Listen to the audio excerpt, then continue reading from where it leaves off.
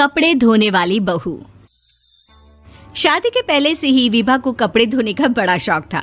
कभी नल के नीचे तो कभी तालाब के पास। अरे मेरी नीली वाली लुंगी नहीं दिख रही है। विभा की अम्मा कहाँ रखी है लुंगी? अरे वो तो विभा ने परसों ही धोकर रखी थी आपकी अलमारी में, देखो वहीं होगी।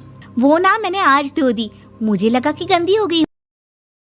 अरे कैसे गंदी हो गई थी? उसे तो मैंने पहना भी नहीं। हे भगवान, इस लड़की के कपड़े धोने की आदत से परेशान हो गया हूँ मैं। जितना तो घर में राशन नहीं आता उससे कहीं ज्यादा डिटर्जेंट पाउडर का खर्चा है। इसकी शादी करवा दो, शादी जाए अपने घर में ही करे काम, फिर चाहे घर के कपड़े धोने हो या पूरे गांव के।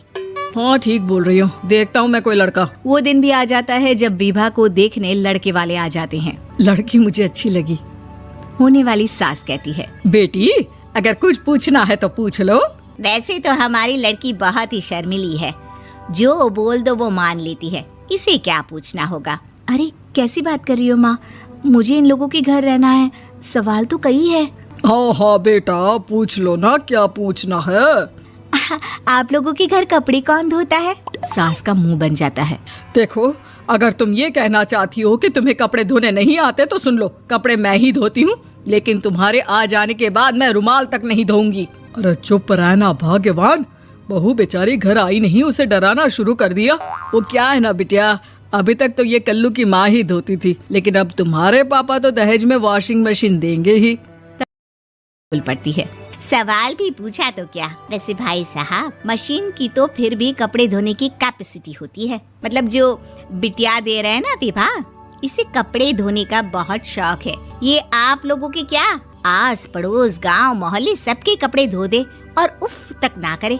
बाहर देखा नहीं आपने कितने कपड़े सूख रहे हैं, सब हमारी बिटिया ने ही तो धोए हैं। बस भी करो ना माँ, शर्म आ रही इतनी तारीफ सुनकर।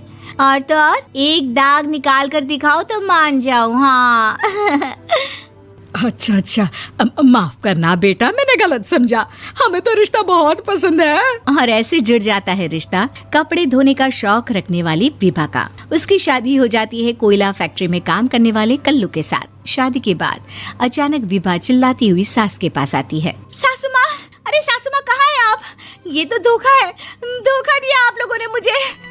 इसे ससुर के चक्कर के बारे में पता चल गया। अरे तो उसमें तुझे क्यों धोखा मिला है? अरे नल में पानी नहीं आता, कपड़े कैसे कब धुलेंगे? अच्छा तू पानी नहीं आ रहा उसकी बात कर रही है। तो आपने क्या सोचा? कुछ नहीं।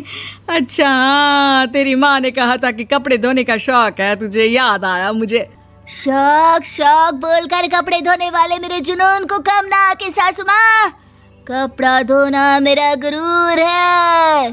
तभी पति भी वहाँ आ जाता है। अभी मैंने इसे सनी देओल की फिल्म दिखाई है, उसी के डायलॉग मार रही है माँ। अच्छा सुन, साफ साफ बता रही हूँ, पानी सुबह 4 से 6 और शाम को 10 से 12 आता है, समझी? विभा टाइमिंग सुनकर हैरान हो जाती है। ये क्या भूतों का मोहल्ला है? सुबह 4 बजे उठकर कौन कपड़े धोता है? 4 बजे टंकी में पानी जाता है, फिर सारा दिन धोना ना, किसने मना किया? अरे कैसी बात कर रही हैं? 200 लीटर की टंकी में कितने कपड़े धो लूंगी मैं, सुबह ही उठ जाऊंगी मैं। अब क्या था, विभा सुबह 4 से लेकर रात के 12 बजे तक कपड़े ही धोती रहती। एक रोज सास पड़ोस से निकलकर कहीं जा रही होती है कि साथ वाली कहती है, हाँ कल्लू की माँ, जरा ये बताओ कि 2 साड़ी है, 2 ब्लाउज और एक पेटीकोट और एक नाड़े वाला लंबा कच्छा। हाँ तो? अरे तो क्या, कितना लोगी धुलाई ये बताओ। धोबन दिख रहे हैं हम क्या? हमारे पति सरकारी नौकरी से अभी रिटायर हुए हैं और बेटा सुपरवाइजर है कोयला फैक्ट्री में। धोबन समझ रखा है हमें? हाय रे कल्लू की अम्मा, माफ कर दो, वो तो मोहल्ले में यही सब बता रहे थे कि तुमने बहू को कपड़ा धुलवाने के काम में लगा दिया है। सास को पड़ोसन की बात सुनकर गुस्सा आ जाता है। वो घर पहुंचती है जहां घर के बाहर ही इतने सारे कपड़े सूख रहे होते हैं जितने कि किसी धोबन के घर पर। अरे ओ कल्लू की दुल्हन, बाहर निकल। माँ जी यहीं आ जाओ, बाथरूम में चादर धो रहे हैं हम। अरे अभी हम धोते हैं, तुमको बाहर निकलो। ये आस पड़ोस वाले बोल रहे हैं कि हम बहू से कपड़े धुलवा कर उसे कपड़ा धोने वाली बना दिए हैं। अरे छोड़ो ना माँ जी, किन लोगों की बातों में आती हो? आस पास के लोगों का तो काम ही होता है कि वो किसी तरह सास बहू को लड़ा दे। बहू सारे घर के कपड़े धोती है, ये क्या कम है? बोलिए। सास को भी लग जाता है कि वो बहू का ये सनकीपन नहीं छुड़वा सकती, इससे अच्छा है कि खुद ही चुप हो जाए।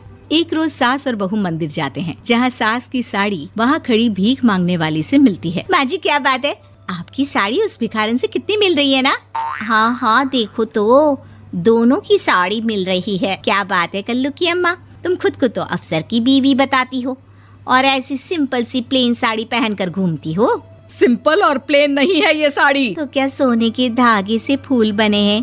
कुछ भी सासू माँ, कुछ भी। हाँ, बने थे इस साड़ी में सोने के धागे से फूल। मेरे पति लेकर आए थे मद्रास से स्पेशली मेरे लिए 10,000 की।